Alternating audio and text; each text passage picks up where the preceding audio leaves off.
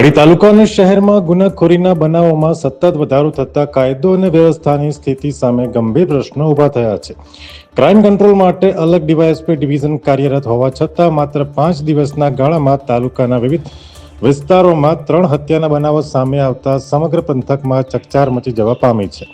આ દરમિયાન રવિવારે રાત્રે વધુ એક આધેડની હત્યા કરાયેલી લાશ મળી આવતા પોલીસ તંત્ર દોડતું થયું છે.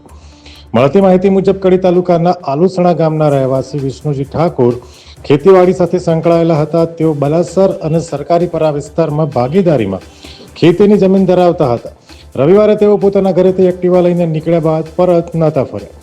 રાત્રિના સમયે બલાસર કેનાલની સીમમાં આવેલી નર્મદા કેનાલમાં ઢાળ પાસે ગુલાબ ફેક્ટરી પાસે અવાવરૂ કાચા રસ્તા ઉપરથી તેમની લોહીલુહાણ હાલતમાં લાશ મળી આવી હતી.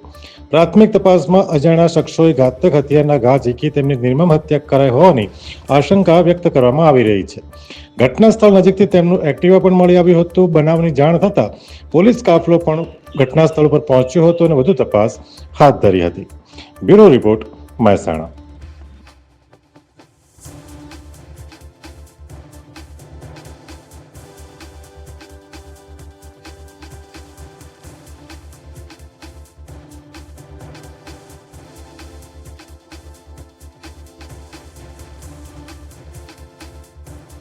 અમે તમને આપીશું પળે પળના સમાચાર. જો તમે અમારા નિર્ભય માર્ગ ન્યૂઝ ચેનલને સબસ્ક્રાઇબ કર્યું નથી તો અત્યારે જ નીચે આપેલા આઇકોન બટન પર ક્લિક કરીને સબસ્ક્રાઇબ કરો અને શેર કરવાનું ભૂલશો નહીં.